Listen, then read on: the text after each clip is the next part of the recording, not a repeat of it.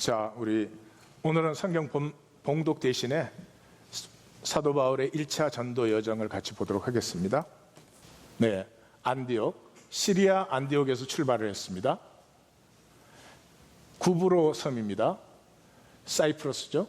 그게 살람이라고 하는 항구에 도착했습니다. 그래서 섬 가운데를 지나서, 여기는 이제 산맥이니까 평원, 섬 중앙 도시들을 지나서 파포스, 우리는 바보라고 돼 있죠. 여기 총독이 있는 곳입니다. 바보에 도착해서 이제 첫 번째 가장 의미 있는 사역을 하게 됩니다. 사역은 여기 쭉 해온 것인데, 이 바보스에는 설지오 파울로스라고 하는 총독이 있었습니다. 로마의 총독은 두 가지입니다. 프레콜이라고 하는 총독이 있어요. 그건 군사를 다스리고, 빌라도처럼 이 분쟁이 많고 저항이 일어나고 이런 지역은 군대를 데리고 있는 총독이고, 이런 평화의 지역은 프로콘술. 그래서 여기는 행정적인 총독인데, 여기 행정적인 총독을 만나서 사역을 하게 됩니다. 그 다음에 버가로 올라가게 됩니다. 버가는 밤빌리아라고 하는 이 주의 수도입니다. 버가에서 안디옥으로 올라갑니다. 여기도 안디옥, 여기도 안디옥이죠. 안디옥이라는 도시가 이 지역에는 굉장히 많습니다. 셀루커스 왕조가 다스렸던 지역이고, 셀루커스 왕조의 왕 이름들이 대부분 안티오커스 1세, 2세, 3세, 4세, 5세, 7세 이렇게 나가죠. 그래서 안디옥이라는 도시가 많은데, 여기는 시리아 안디옥, 여기는 비시디아 안디옥. 거기에서 이고니움으로 갔다가, 이고니움에서 루스드라로 갔다가, 루스드라에서 덜베로 갔다가, 이 파란 줄은 이제 돌아오는 길이에요. 다시 거꾸로 쭉 돌아와서 펄가에 와서 아탈리아라고 하는 펄가의 외항에서 배를 타고 안디옥으로 돌아왔다. 이 여정이 총 2년 걸린 여정입니다. 그 여정을 오늘 우리가 보겠습니다. 부모와 자식은 생명 관계죠. 미우나 좋으나 그게 한번 단절돼 보십시오. 평생을 애간장을 끊는 일이 됩니다. 그 단절은 사실 현상 속의 단절이니까 작은 것인데도 그렇습니다. 영원한 생명의 단절은 예수님께서 거의 모든 가르침에서 절대로 너희에게는 일어나서는 안 된다, 그렇게 하신 겁니다. 하나님은 무엇을 하고 계시는가? 우리는 성경을 읽어도 종교와 교리에 익숙해져서 하나님이 뭘 하시는지는 전혀 못 볼 때가 많죠.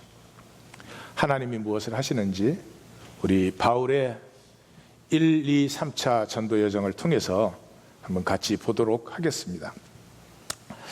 21장 26절까지 이제 3차까지의 선교 여정이 나타나는데, 오늘은 13장, 14장 1차 전도 여정입니다. 아까 우리가 지도에서 본 것처럼 그 코스들을 지난 것입니다. 여기 이제 전체 흐름은 아주 간단합니다. 이 엘루마를 저주하는 그 표적과 그 다음에 안전뱅이를 일으키는 이 표적과 기사, 이 안전뱅이를 일으키는 표적에는 복음이라는 말이 나타납니다. 그러니까 성경을 이렇게 쭉 읽어오신 분은, 복음이 선포되면 우리의 장애가 치유된다. 장애가 뭐예요? 뭔가 내 생명에 단절이 있는 것이죠. 생명이 잘 통하면 장애가 있을 수 없죠. 그 한가운데 사도 바울의 정언이 나오는 것입니다. 자, 내용으로 들어가서 바나바와 사울을 파송합니다. 우리가 성경 읽기를 못하는 것 중에 하나가, 분명히 성경은 바나바와 사울을 파송해요. 그런데 우리는 바나바와 바울을 파송한다고 이미 읽고 있는 것입니다. 우린 바울을 너무 잘하니까, 바울에 대해서 많이 들었으니까요. 바울처럼 돼야 된다, 벨로모 소리 다 들었으니까요. 그런데 여기서는 사울을 파송하고 있습니다. 이 사울은 누굽니까? 이 사울은 다메섹에서 예수님을 만나고 3년간 아라비아 사막에 들어가 있다가 예루살렘에 왔다가 다소 고향으로 돌아가서 거기서 10년을 있었습니다. 이 10년은 어떤 10년이었을까요? 이런 거죠. 아들을 훌륭하게 길러서 하버드의 학사, 석사, 박사 과정까지 다 끝냈어요. 근데 이 아들이 이 생명보다 더 중요한 유대교의 배교자가 되어서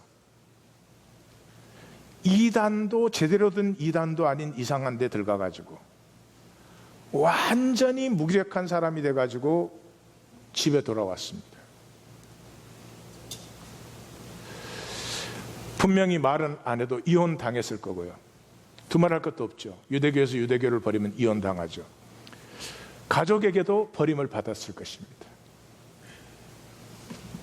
최고의 교육을 받은 사람이 완전히 백수가 되어서 10년을 지내는 것입니다.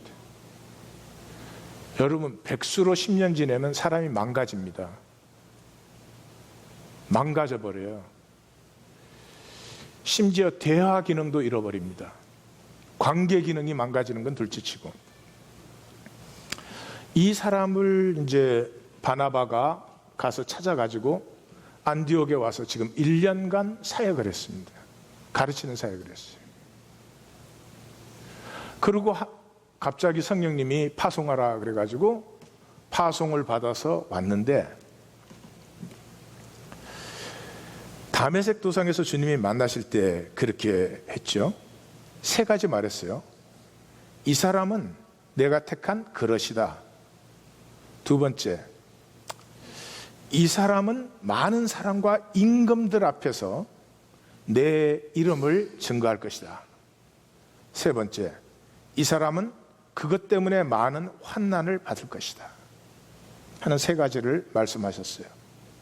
그러니까 1차 선교 여정을 딱 출발해서 총독 앞에 딱 서는 순간에 이제 성경을 읽는 사람은 그 주님의 부르심이 딱 생각이 납니다. 총독 앞에, 임금 앞에 사울이 서는 것이죠.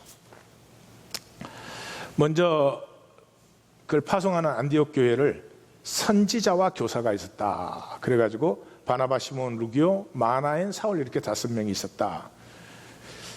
눈치가 있는 분이면 이 연령 순이구나 하는 거 금방 알 수 있죠. 왜? 바나바가 제일 연장자고 사울이 제일 어리니까. 그러는데 이 안디옥 교회는 사도가 없었습니다. 선지자와 교사밖에 없었어요. 고린도전서 12장에 가면 이렇게 말합니다.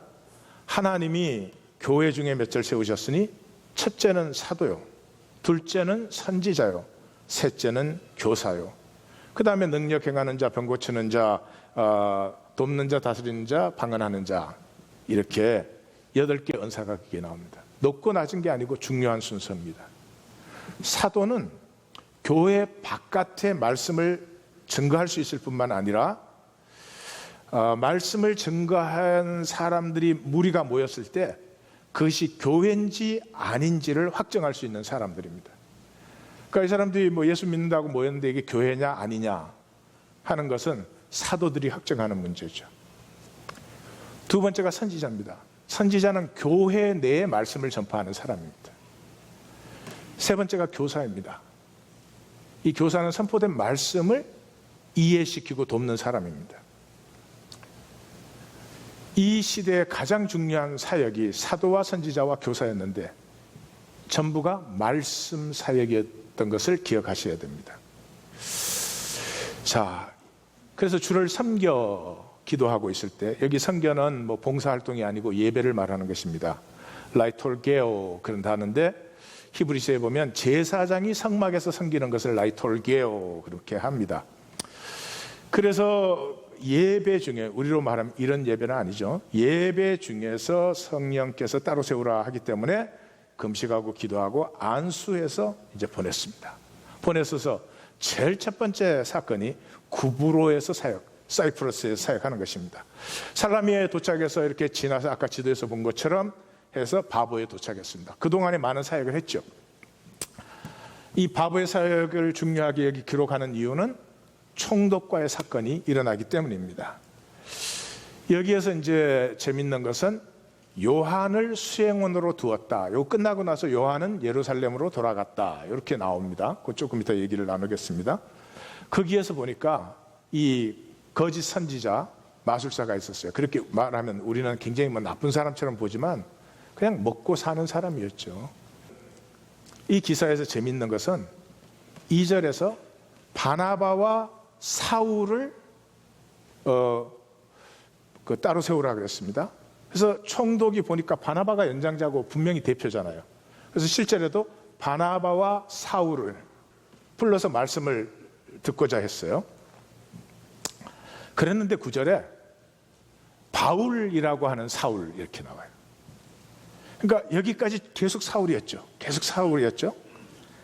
그런데 여기에서 드디어 사울이 바울로 전환되는 거예요. 바울이라고 하는 사울이 성령이 충만하여 그 거짓 선지자를 주목하니. 그러니까 지금 뭐 하고 있어요? 교회는 부르심대로 이렇게 다 금식하고 기도하고 안수해서 보냈는데 지금 이 사람들은 복음을 선포할 뿐만 아니라 교회를 세우는 사람들이 돼야 되는데 교회를 세우는 것은 사도의 고유한 사명입니다. 파송된 선지자를 사도로 전환시키는 일을 성령님이 하고 계시는 거죠. 그래서 바울이라고 하는 사울이 성령이 충만해서 보니까 이게 거짓 선지자죠. 그러니까 지금 잘 생각해 보세요. 10년을 다소에서 완전히 폐인되다시피 한 사울이 1년 사역은 했지만 지금 복음을 들고 아직은 나이도 젊고요. 그리고 총독 앞에 딱 섰는데 그러니까 이 바울이 격해져 버렸어요. 바울의 생애 나중에를 보면 이렇게 격하지 않습니다. 근데 너무 격해져 가지고 거짓과 악행이 가득한 자요 마귀의 자식이요 의의 원수요 주의 길을 굳게 하는 자요 얼마 동안 눈이 멀어버려라 이랬어요. 다행인 건 얼마 동안 그랬으니까 다행이지 그냥 눈이 멀어버려라 그랬으면 다 벌어갖고 가족 먹여 살리는 건데 그러려고 그거 하는 거 아니겠어요? 뭐 그 사람이 거짓 선지자 하는 게 소원이겠어요? 그 평생 그렇게 됐으면 어떻게 될 뻔했어요. 제가 이렇게 표현하는 이유는 조금 이따 말씀을 드릴게요. 자, 그래서 그걸 보고 총독이 보고 믿고 놀랍게 여겼어요. 다시 말해서 본다고 하는 거짓 선지자의 눈은 감기고 못 보던 총독의 눈은 열리는 일이 복음의 전환, 복음의 표적이 일어난 거죠. 그래서 이것을 통해서 마귀와 거짓 권세를 제하는 권능이 바울에게 이미 하나님이 함께 하심을 보여주고 있죠. 다시 말해서 하나님은 이미 바울을 사도로 생각하고 부르신 거죠. 그래서 본문을 읽으면 2절과 7절에서는 바나바와 사울이 이렇게 나와요. 그런데 9절에서 바울이라고 하는 사울이 그러면서 바울의 주도권이 앞으로 나가면서 13절에 바울과 및 동행하는 사람들 16절에 이제 보시면 알겠지만 복음을 증언할 때 바울이 일어나 손짓하며 말하되 이렇게 해서 이 말씀에 대한 바울의 우선권이 나타나고 있습니다. 그래서 바울이 정언을 딱 하고 나니까 43절에 정언을 마쳤을 때 거기에서는 바울과 바나바 이렇게 나옵니다. 더 이상 사울이 안 나옵니다. 바울로 전환되었으며 순서도 이때부터는 계속해서 바울과 바나바로 나옵니다. 그보다 더 놀라운 것은 바울과 바나바 그 바로 이어서 두 사도가 안디옥 교회는 사도가 없었죠. 두 사도가 이제 이 사람들은 단순히 복음을 전파할 뿐만 아니라 이제는 주님의 몸된 교회를 이 땅에 심는 사람들로 나아가게 되는 것입니다. 그래서 그 본문에 바로 이어서 43절, 46절, 50절에 바울과 바나바 이렇게 나오고요. 43절 14장에 들어가면 3, 4, 5 계속해서 두 사도가 이렇게 나오는 것이죠. 그 다음에 이제 요한이 이 사건 후에 비시디아 안디옥에 도착해서 버가에서 요한은 떠나 예루살렘으로 돌아가요. 그러니까 성경은 우리한테 다 사실은 말해줍니다. 그러니까 이 요한, 마가, 유대 이름은 요한이고 앞으로는 이제 이 로마식의 마가 이름으로 마르쿠스로 불리게 되죠. 이 마가가 누구예요? 바나바의 조카고 베드로의 영적 아들이에요. 베드로의 영적 아들이란 말이 뭐예요? 베드로가 전한 복음이 마가복음이에요. 베드로 따라다니면서 들은 것 정리한 게 마가복음인데 십자가예요. 마가복음은 절반 이상이 십자가에 못 박히시는 일주일간을 적는데 3년 생애 중에 일주일을 적는데 복음서의 절반 이상을 다 할애해요. 왜 그래요?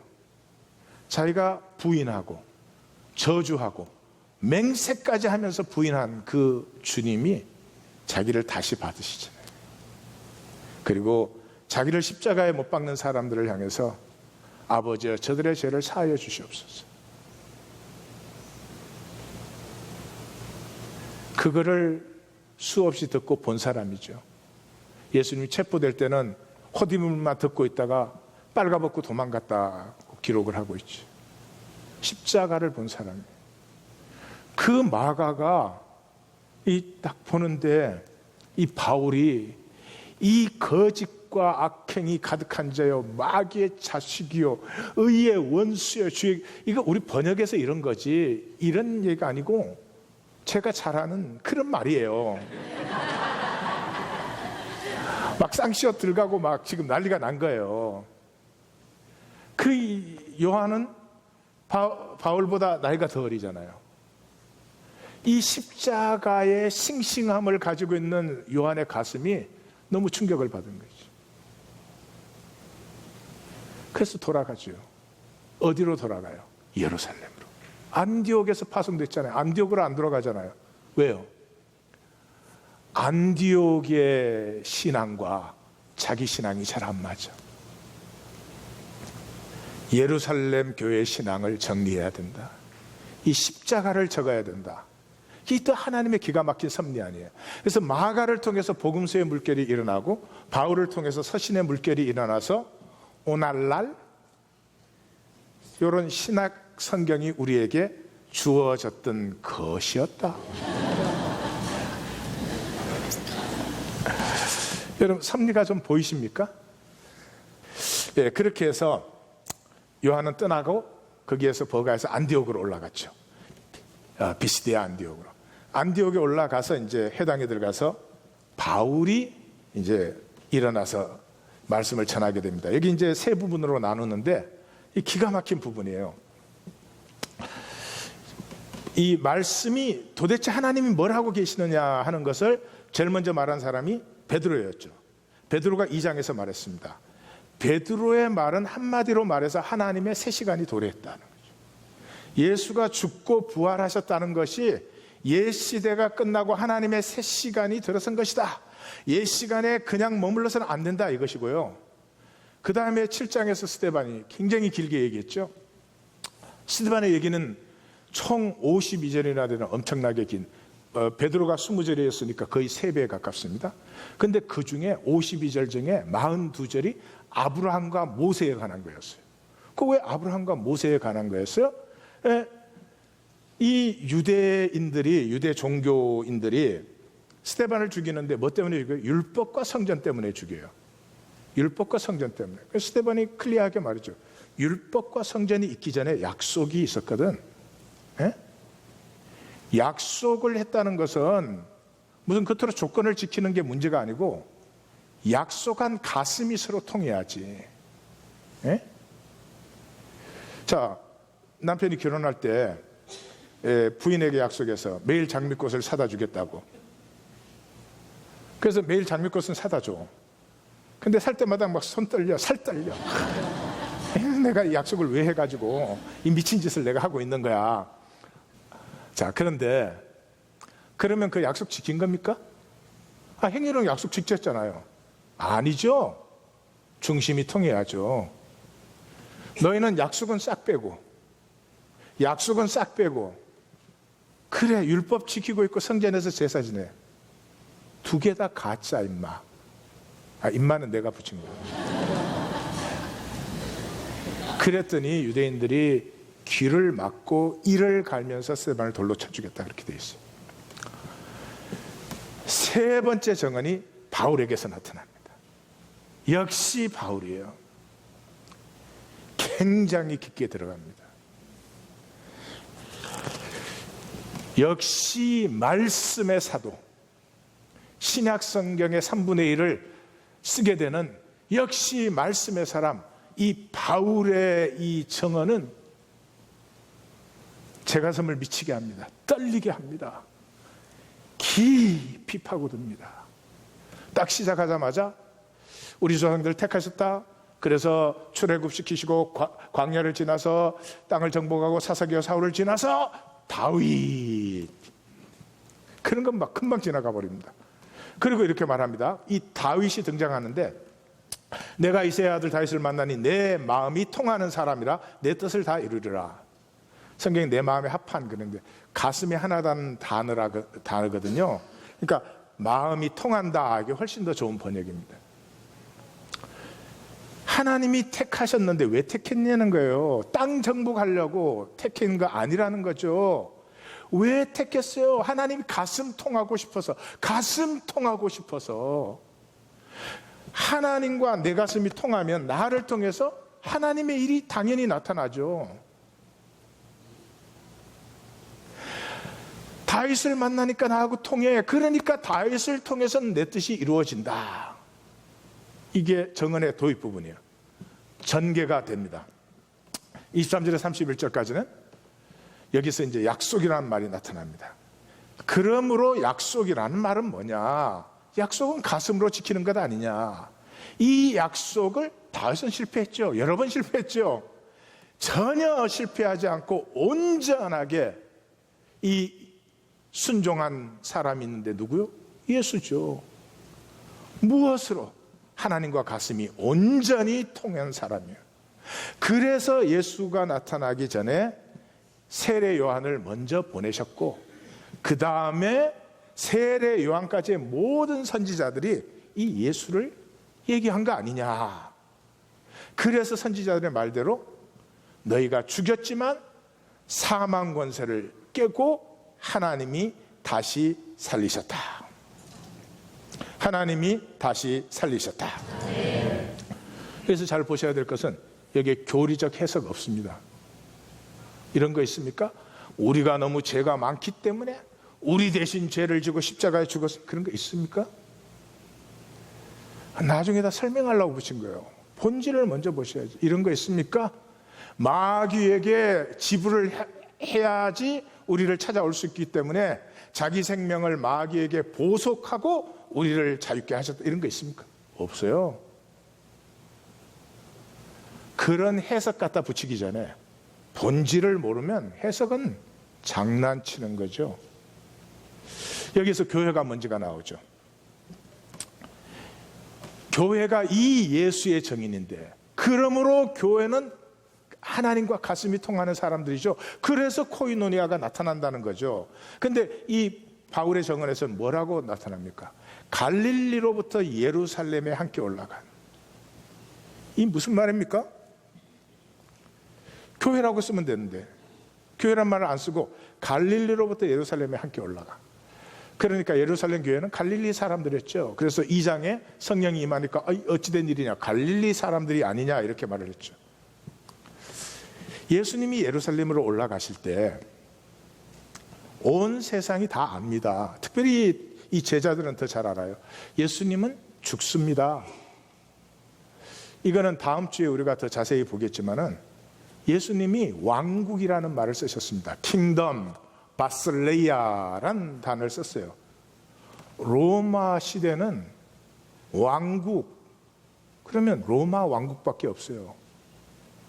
로마 왕국 외에 왕국 그러면 그냥 가시는 거예요. 근데 이 양반은 이적과 기사를 행하지 않는 모든 가르침에는 뭐예요? 하나님 나라, 왕국이에요. 로마 왕국이 아니고 하나님의 왕국이래요. 그게 다른 것도 있지만 다음 주에 들으시고, 그래서 가는 사람 다 압니다. 이 죽습니다. 분명히 죽습니다. 그래서 다 떠나가잖아요. 예루살렘 도착하기 전에 다 떠나가잖아요. 근데 120명이 예루살렘까지 갔어요. 어마어마한 숫자예요. 그 당시 상황을 들어가 보시면 어마어마한 숫자예요. 무슨 말이에요? 죽을 경우 같이 죽을 사람들이에요. 근데 죽는 줄 아는데 올라가는데 따라가는 사람들은 하나님과 완전히 통하는 건 아니니까 성경을 보면 이런 게 있었죠. 이야, 저 예수님의 권세와 능력, 저거 정말 로마를 무찌를 수도 있을 거야. 그런 기대감이 물론 이분들 안에는 있었습니다. 그게 아니라는 걸 알았을 때 다 부인하고 도망갔지요. 근데 예수님이 그 사람들 데리고 예루살렘까지 오신 것은 십자가 만나게 하려고. 십자가 딱 만나는 시간 바뀌잖아요. 로마 백부장이 바뀌어버리잖아요. 이건 설명할 수 없는 말이에요. 설명해야 들리지 않습니다. 십자가는 만나야 되는 것입니다. 기독교는 십자가에 대해서 말을 너무 많이 해요. 왜 말을 많이 해요? 십자가를 모르니까 하는 거예요. 십자가는 신비예요. 신비를 말로 할 수 있습니까? 신비가 말로 표현되어집니까? 한 청년과 한 처녀가 진실로 사랑한다. 뭐라고 표현을 해요? 저 사람이랑 나랑 둘이 호르몬이 동하기 시작했어. 그래가지고 무슨 뭐 테스토스테론도 많이 나오고 이렇게 됩니까? 신비는 사는 거지 말하지 않아요. 기독교의 십자가 말잔치 이 안 끝내면, 그리고는 무슨 십자가를 아는 것처럼 십자가 사는 것처럼 이거 안 끝내면 우리 스스로 망하는 것입니다. 이 예수께서 죽으실 것을 알면서도 같이 올라간 그 사람들이 지금 무엇을 하느냐, 이 약속을 전파하는데, 이 결론 부분이에요. 약속을 전파하는데 이 약속은 그 다음 절에 이미 이루어졌다. 그런데 이 약속이 이루어진 것을 기가 막히게 얘기를 합니다. 약속이 이루어졌는데 바울이 이것을 이렇게 표현합니다. 너는 내 아들이라 오늘 내가 너를 낳았도다. 내가 낳은 내 아들은 나와 생명으로 하나죠. 하나는 통하는 것이고, 그래서 죽은 자 가운데서 다시 일으키사. 이건 베드로도 똑같고 스데반도 똑같죠. 죽은 자 가운데서 다시 일으켰다. 바울의 멋은 그 다음에 나와요. 썩음을 당치 않게 하셨다를 총 이 결론이 8절인데 4절, 핵심 부분의 4절에 매절에 4번 나옵니다. 근데 그 다윗의 썩지 않음을 당케 하셨다는 게 도대체 무슨 말이냐 그러면, 다윗의 거룩하고 미쁜 은사를 주셨다, 이렇게 얘기하는 거죠. 무슨 말이냐, 다윗의 얘기는 참 이상해요. 종교를 막론하고 노소를 막론하고 누구를 막론하고 다윗의 얘기는 딱 들으면 잊혀지지가 않아요. 안 잊혀져요. 여러분 마찬가지예요. 이상해요. 다윗의 고백도 그래요. 시편 23편 불교인한테 읽어줘도요, 한 번 들으면 안 잊어져요. 마치 암송하려고 한 것처럼.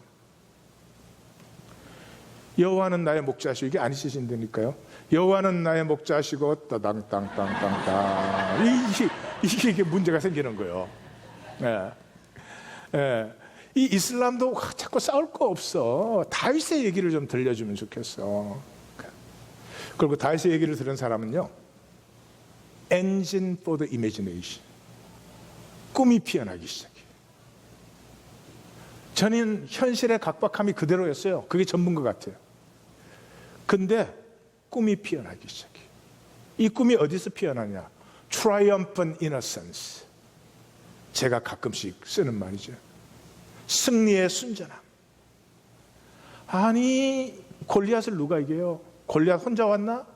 블레셋 군대가 이스라엘 군대의 몇십 배의 산과들을 새까맣게 뒤엎고 있는데 뭐라고요?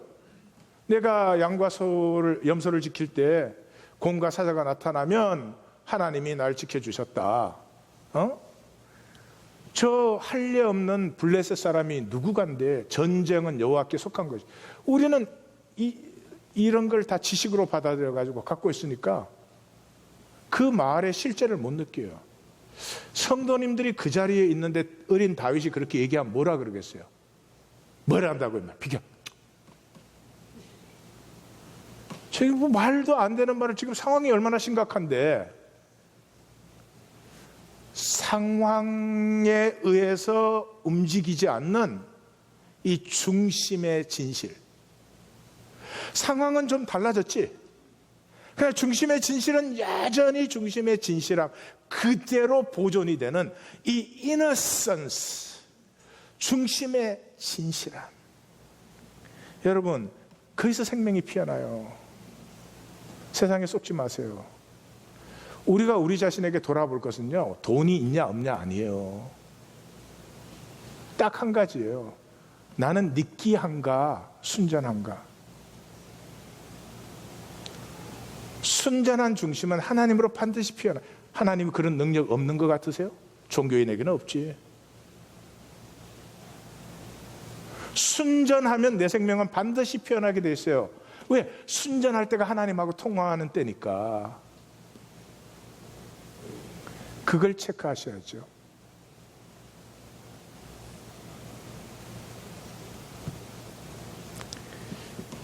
생명은 통하는 거죠. 통하면 싱싱해요. 안 통하면 썩어가요. 바울이 지금 뭘 보고 있는지 아세요? 율법의 대가이던 바울이 그 핵심을 만나버린 거죠. 아라비아에서 만난 건지 다소에서 만난 건지는 잘 모르겠어요. 그러나 그는 알았어요. 하나님이 원하시는 것은 율법 지키겠다고 방방 뛰며 다메섹까지 쫓아다니는 게 아니고 하나님과 가슴 통하는 한 사람을 기다리고 있었고, 그것이 우리 조상 다윗이고, 이 다윗의 약속이 온전히 이루어진 것이 예수구나. 그 통한 거 어떻게 알아요? 하나님의 가슴은 뭐 하고 있을까요? 지금 아프죠. 세상 봐요. 원 트래픽 스탑 시켜가지고는 경찰이 총으로 쏴 죽여요. 나도 그 동영상 보니까 화가 많이 나더라고요. 이럴 수 있나? 또 그런다고 또 경찰을 또 총으로 쏴 죽여. 자, 팔레스타인 땅은 어쩌자고 수천 년을 대대로 저렇게 싸우냐고. 어떻게 하자는 거야. 이런 것 때문에 이 말씀을 준비하면 항상 저에게는 질문이 있죠. 이런 세상 속에 내가 이게 교회 운영하고 나가서 설교 말씀하면 정말 이 시대에 하나님의 뜻을 섬기는 것인가? 네? 그게 하나님의 뜻을 섬기는 것일 수 있습니까? 저 아픔의 현장에 내 몸을 가지고 뛰어들어야 되는 거 아니에요? 그럼에도 불구하고 제가 여기 말씀을 전하는 것은 저에게는 이것이 하나님을 섬기는 것이기 때문에 그래요. 제가 그 몸 전체로 그 현장에 뛰어든다고 해도 본질적으로 달라지지 않습니다. 그러나 이 마음만, 자격도 아니고 의도 아니고 노력도 아니고 공로도 아니고 하나님과, 나를 창조하신 하나님과 가슴만 통하기 시작하면 싸우지 말라고 할 필요도 없고, 저렇게 저주되는 삶을 애써서 살지 않아요. 이렇게 거짓된 삶을 마음을 다하고 뜻을 다하고 힘을 다해 살지 않아요. 그것이 오늘도 이런 세상 속에 살고 있는 내가 여기서 성경 말씀을 전하는 제 가슴과 사명이죠. 그게 아닌데 제가 여기서 설교하고 있으면 저 역시 엘루마가 되겠죠. 그렇게 말씀을 드렸더니 유대교와 유대교 입교한 경건한 사람들, 그러니까 해당의 멤버들이 많이 은혜를 받았습니다. 여기서 처음으로 바울과 바나바 순서가 딱 바뀌어서 나오죠. 바울과 바나바를 따르니 두 사도가, 이렇게 해서 하나님의 말씀 가운데, 은혜 가운데 이렇게 머물러 있으라 이렇게 했습니다. 그 결론의 강조 부분들은 전부 말씀입니다. 그 다음 안식일은 온 시민이 다 하나님의 말씀을 듣고자 모였어요. 말씀이 전파되니까 종교인들은 시기해요. 반드시 그렇습니다. 바울이 말한 것을 반박하고 비방했습니다. 그래서 너희가 말씀을 버리기 때문에 우리는 이방인에게로 간다. 그랬더니 이방인들이 말씀을 듣고 기뻐하며 하나님의 말씀을 찬송했다. 저는 성경에서 말씀을 찬송했다는 데는 여기밖에 없는 거예요. 다른 데 혹시 보신 적 있으십니까? 그랬더니 주의 말씀이 그 지방에 이제 두루 번졌다. 이렇게 해서 이 바레티카를 벌어버리고 이고니온으로 떠났는데 제자들은 기쁨과 성령이 충만하다.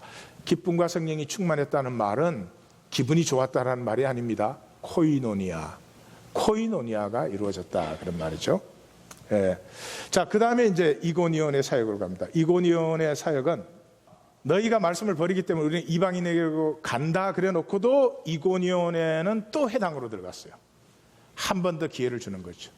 여기서 쫓겨나면서 그렇게 말씀을 전가했더니 허다한 무리가 믿어요. 그런데 이 종교인들은 보세요. 이 선동하여 가지고 악감을 갖게 해요. 그래도 두 사도는 담대히 말씀을 전했다. 그랬더니 유대인 따르는 자도 생기고 두 사도를 따르는 자도 생겼는데 유대인을 따르는 자들이 이 돌로 치려고 하기 때문에 루스드라로 이제 도망을 갔다. 루스드라 사역, 이게 이제 또 중요하죠. 자세히 적고 있죠. 왜 그래요? 복음이라는 말이 나오니까. 그러니까 성경을 읽는 사람은 이때까지 12사도 외에 사도라는 말은 이 본문에서 처음 나왔어요. 그동안에 말씀을 전한다는 말은 있었지만 복음을 전한다는 말은 여기에서 이제, 그러니까 이방인에게 전하는 말씀을 복음이라고 하는 거죠.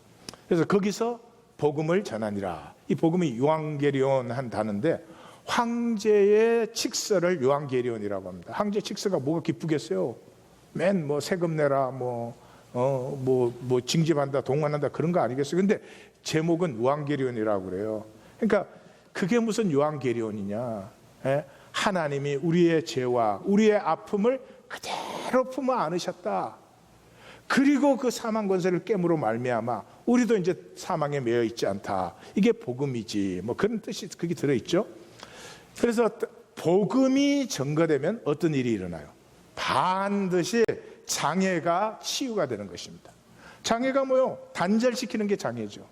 그게 육체적 기능이 됐든 마음의 기능이 됐든 삶의 관계가 됐든 뭐가 됐든 이 단절시키는 것이 장애죠. 그러니까 복음이 선포되면 반드시 장애가 치유가 되는 것이죠.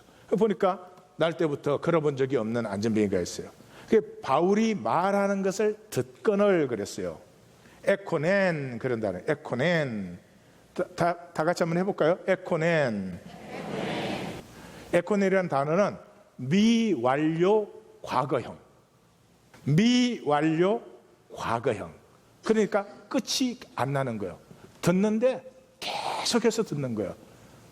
그 에코넨 하는 것을 보니까 뭐 이미 구원이 임한 거나 마찬가지. 그래서 딱 선포했더니 나와버렸어요. 그래서 사람들이 놀래가지고 하나는 제우스고 하나는 허르메스다. 허르메스가 그때도 있었어. 네. 요한도 안 가고 있었으면 야, 제우스와 헐메스와 프라다다 이랬을 텐데.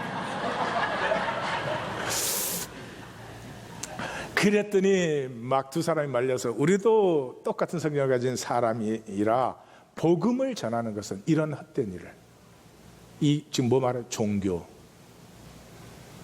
사랑하는 성도님들, 기독교는 진리를 품고 있지만 종교 생활을 하는 동안에는 진리와는 아무 상관이 없습니다. 딱 그릇만 가지고 있지 본질은 완전히 버릴 수 있습니다. 인류 역사의 종교는 항상 그래 왔음을 기억하시고 조심을 하셔야 됩니다. 이런 헛된 일을 버리고 만유를 창조하신 하나님께로 돌아오라. 그래서 결론이 뭐예요? 무리를 말려 제사를 못하게 하니라. The end of it. 유대교가 됐든 이방인이 됐든 제사 지내는 건 끝. 제사 지내면 뭐가 돼요? 생명이 통해야죠. 그런 코이노니아를 우리에게 주셨는데 우리는 이것도 제사로 바꿨잖아요. 이렇게. 그래서 사제가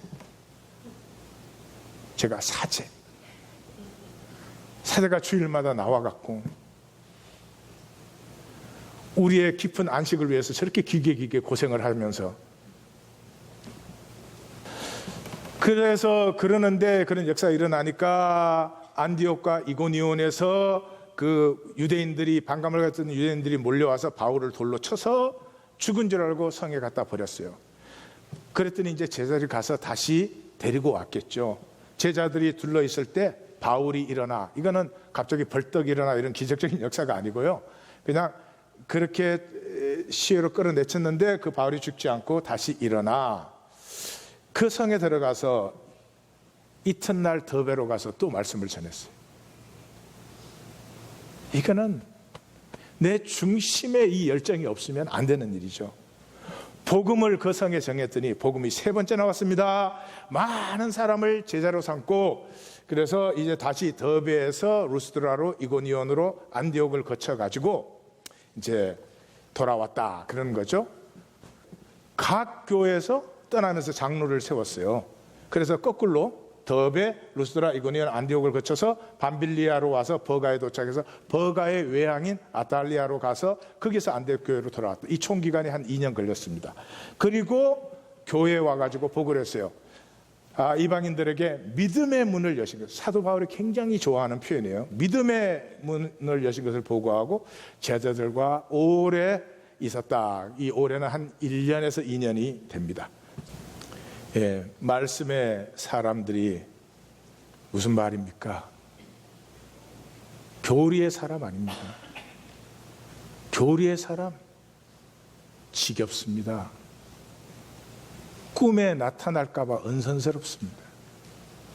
말씀의 사람은 감동의 사람입니다. 말씀은 단절된 것을 회복시키시고 교통, 운행 역사하면서 조화들을 피워내기 때문에 반드시 감동이 있습니다. 안 믿는 아내가 믿는 아내가 안 믿는 남편 믿으라고 윽박지르거나 설득하는 게 아닙니다. 아무 말 안 해도 됩니다. 말씀이 그 속에 있다면 반드시 감동이 있기 때문입니다. 우주의 가장 강력한 힘이 감동입니다. 감동된 사람들을 말릴 수 없습니다. 잘 안 보이실지 모르겠지만 역사의 모든 새로움과 변화는 감동에서 일어났습니다. 아이디어도 감동 없는 아이디어는 새 시대를 열은 적이 없습니다. 그리고 그 감동은 리유니언에서 단절이 회복될 때입니다. 그래서 예수님이 탕자의 비유를 하셨어요. 기독교는 이 탕자 비유를 교리적으로 해석을 시켜가지고, 탕자 비유 들으시면 감동 오십니까? 십자가는 모든 단절의 회복입니다. 생명은 통하는 것이라고 그랬습니다. 생명이 살아나는 길은 십자가밖에 없습니다. 그래서 성경은 그는 우리의 샬롬 화평이다, 우리의 원수된 것 막힌 담을 자기 육체로 허시고 십자가로 이 둘을 한 몸, 하나님과 한목되게 하셨다. 원수된 것을 십자가로 소멸하셨다. 그로 말미암아 우리가 한 성령 안에서 아버지께 다시 다 접붙어서 머리 되신 주님으로 상합되고 연락된 그리스도의 몸, 우리가 함께하는 곳은 주님의 임재가 담기는, 하나님이 교통 역사하시면서 조화들을 피워내는 그리스도 안에 함께 지어져가는 하나님의 건물이 아닌 육체의 성전, 참된 성전이 되는 거죠. 이 단절의 회복을 코이노니아라고 합니다. 코이노니아는 네 물건 내 물건 마구 쓰는 것이 아닙니다. 가슴이 통한 것이죠. 가슴이 언제 통해요? 진실돼야 통합니다. 저는 기독교가 진실이 있는지 저는 때때로 걱정됩니다. 생명은 진실입니다. 거짓 생명이 어떻게 있습니까? 어떻게 거짓 생명이 있을 수 있습니까? 근데 거짓 생명이 가장 떳떳당당하게 있는 곳이 기독교 아닙니까? 우리끼리 만들어가지고 진리가 있으면 마귀의 속임수도 그만큼 강한 것을 우리는 기억하셔서 속으시면 안 됩니다. 이미 앞에서 뭐라 그랬어요? 그 시몬에게, 사마리아 시몬에게 너는 이 도에 관계도 분깃도 없다. 거짓은 관계도 분깃도 없습니다. 마지막으로 여러분, 우리 안에서 중심의 진실이 열리고 하나님과 교통, 만물과의 교통이 일어나는 이 다윗의 순전함이 열리려면 예배 참석하셔서 안 되잖아요. 얼마나 무수한 예배를 나오셨어요. 교리 알아서 되는 일이 아니잖아요. 교리 전문가시들이잖아요, 다들. 특이점을 지나야 됩니다. 싱귤라리티. 인터스텔라 영화를 보시면 그 아버지가 딸과 이 인류를 구하기 위해서 돌아가야 되는데 4차원 세계에서는 돌아갈 길이 없죠. 그래서 새로운 차원으로 들어가 버려야 됩니다. 그래서 여기서부터는 물리학, 그까지는 물리학 이론이에요. 물리학 이론은 아니지만 블랙홀 안으로 들어가죠. 블랙홀 안으로 들어가면 물체가 들어가는데 물체가 없어지고 전부가 에너지로 전환되는 그 전환점을 싱귤라리티라고 합니다. 분야마다 의미가 좀 다르지만 겉사람으로 살던 내가, 머리와 계산으로 살던 내가, 그 머리와 계산 속에서도 이제는 적어도 내 중심에는 중심의 진실이 피어나는 이 전환, 이 분수령이 되는 기점, 특이점이 있지 아니하고는 여전히 욕심에 사로잡혀 거짓으로 살 수밖에 없습니다. 땅을 치고 통곡을 해도 거짓으로 살 수밖에 없습니다. 예수님은 이런 우리를 잘 아시기 때문에 이미 말씀하셨죠. 어디에서 이 특이점이 옵니까? 하나님께로 오는 것이지만 나에게서 찾음이 있어야 됩니다. 이 찾음이 뭡니까? 의에 줄이고 목마른 것입니다. 이 시대에 의에 줄이고 목마름이 있습니까? 거짓말해도, 심지어 사기를 쳐도 나에게 이익만 되면 그만이고, 교회를 나와서도 내 이익 챙기는 게 먼저지 하나님과 내 중심이 통하는 것에 관심이 있는 사람이 얼마나 있겠습니까? 안타까운 일이죠. 아니, 그렇게 해서 우리가 복된다면 그 무슨 상관이 있겠습니까? 내가 나 스스로를 저주하잖아요. 내가 나 스스로를 부끄러워해서 영원히 열등감과 수치에 사로잡히기 위해서 어떻게든지 내 아닌 걸 보여야 되니까 이 세상에 온갖 이상한 현상들이 필요한 거 아니겠어요? 주님은 이렇게 말하십니다. 의에 줄이고 목마른 자는 복이 있나니 저들이 배부를 것입니다. 무슨 말입니까? 배부른다는 말이 위장 채운다는 말 아닌 건 아시겠죠? 이 세상에는 절대 만족이 없습니다. 은금을 다 가지셔도 만족 없습니다. 아무리 계산돼서 욕심으로 사셔도 만족이 없습니다. 그러나 의에 줄이고 목마른 자는 반드시 만족을 받게 되는 것입니다. 다시 한번 말씀드립니다. 성도님들, 우리는 하나님 앞에 나오지 않았습니까? 모든 것 이전에 하나님 앞에 나오려면 진실로 나와야 되는 거 아닙니까? 중심을 보시는 하나님 앞에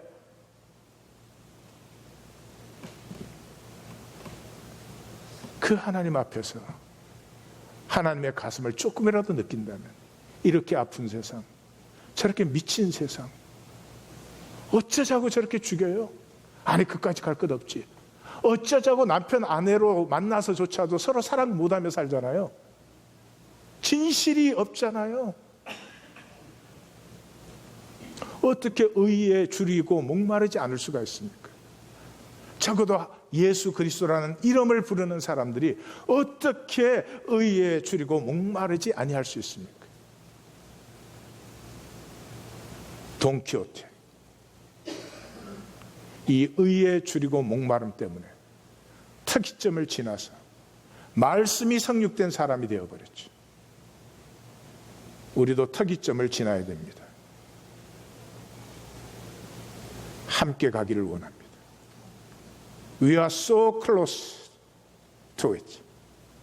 We are so close to it. 저는 기독교 교회 안에 이런 게 있는지 모르겠어요. 적어도 하나님 교회만큼 하나님 부르셔서 한 걸음 한 걸음 다가가고 있습니다. 하나님까지도 얼마든지 거짓으로 믿는 세상 가운데 하나님의 긍휼과 자비가 우리와 함께하사 우리의 중심의 진실이 회복되어서 다시 한번 내 삶이 감동이 되기를 원합니다. 작아도 좋으니 누군가 어디엔가는 감동이 되기 시작하고 통함이 있기 때문에 썩지 아니하고 살아갈수록 싱싱해지는 생명 되기를 원합니다. 영생이 싱싱하지 않다면 누구에게 필요한 것입니까? 기도하십시다.